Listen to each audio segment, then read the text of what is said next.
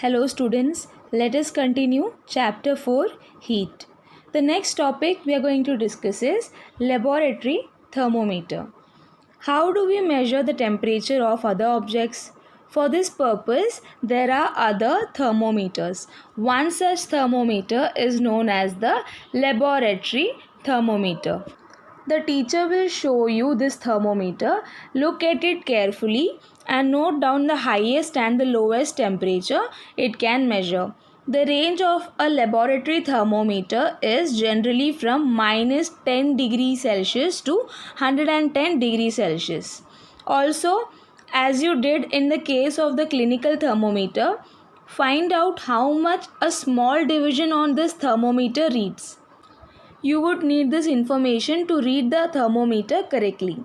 We now know that clinical thermometer is used to measure human body temperature, but it cannot be used for measuring temperature of any other object. So, how do we measure the temperature of other objects?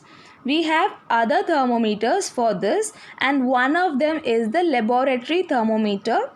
When you look at this thermometer, you can observe that the range of this laboratory thermometer is from minus 10 degrees Celsius to 110 degrees Celsius.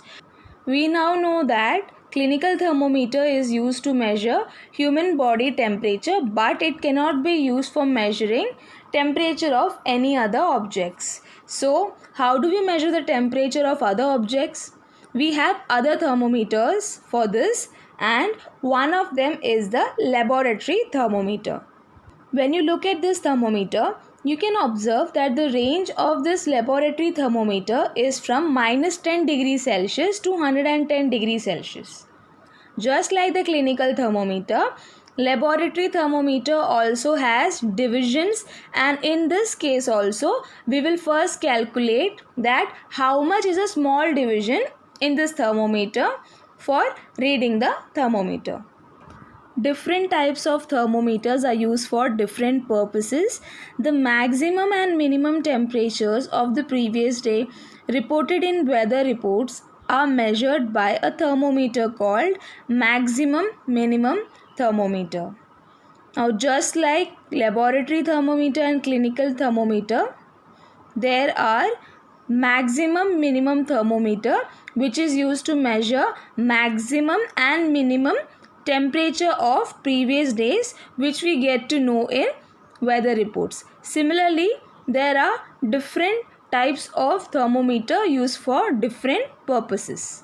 Before learning how the laboratory thermometer is used, let us have a look at the precautions that need to be taken.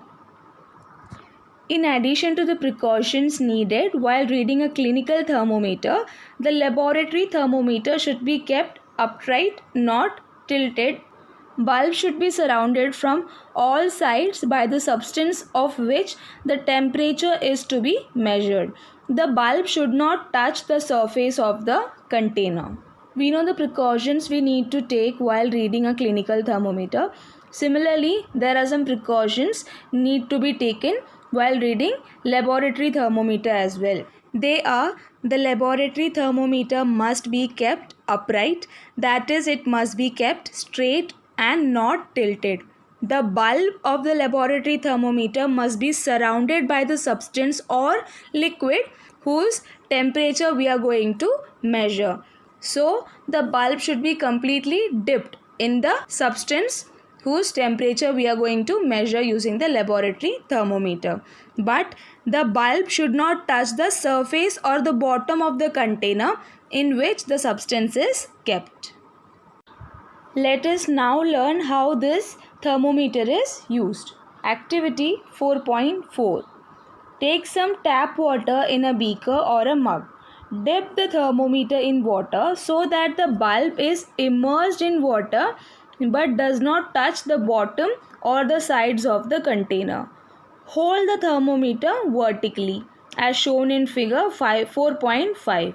Observe the movement of mercury in the thermometer. Wait till the mercury thread becomes steady. Note the reading. This is the temperature of water at that time. Compare the temperature of water recorded by each student in the class. Are there any variation in the readings? Discuss the possible reasons. Let us try to answer this question. For performing this activity, you require a laboratory thermometer, a beaker and some water. Now fill the water in the beaker and dip the thermometer in it.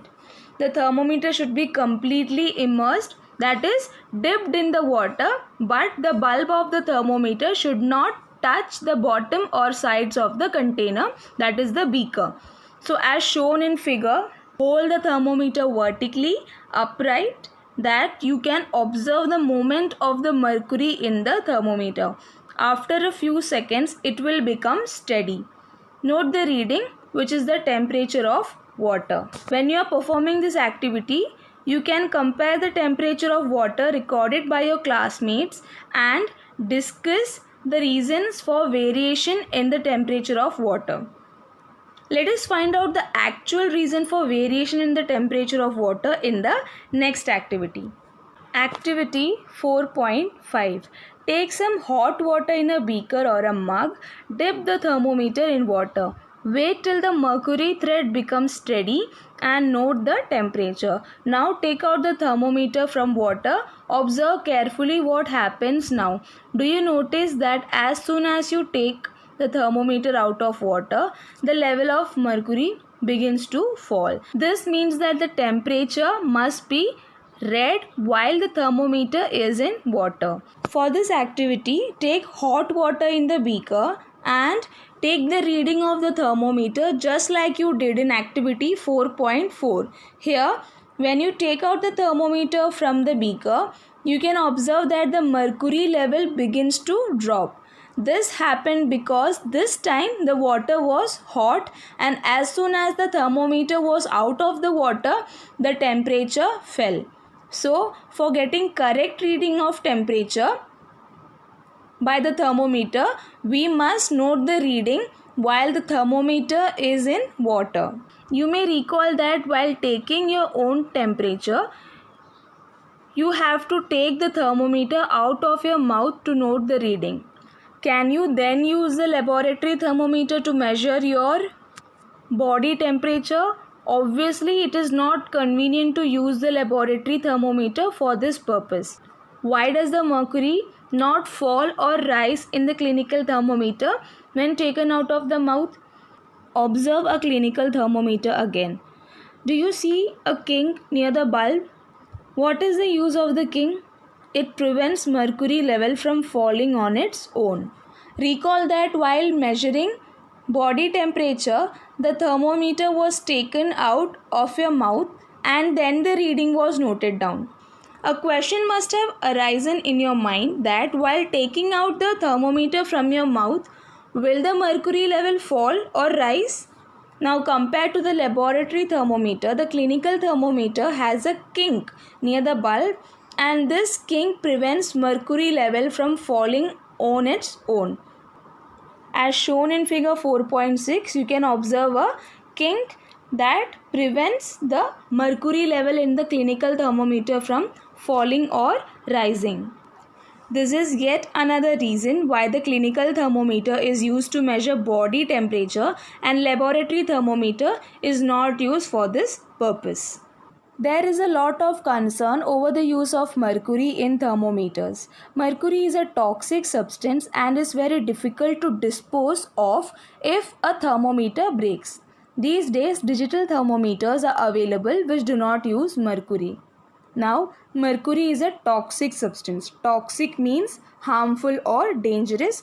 It also means poisonous. So, mercury is unsafe for humans and it is also very difficult to dispose. That means discard or get rid of. So, there is a risk in the use of mercury in thermometers. That is why digital thermometers are used these days as they do not use mercury.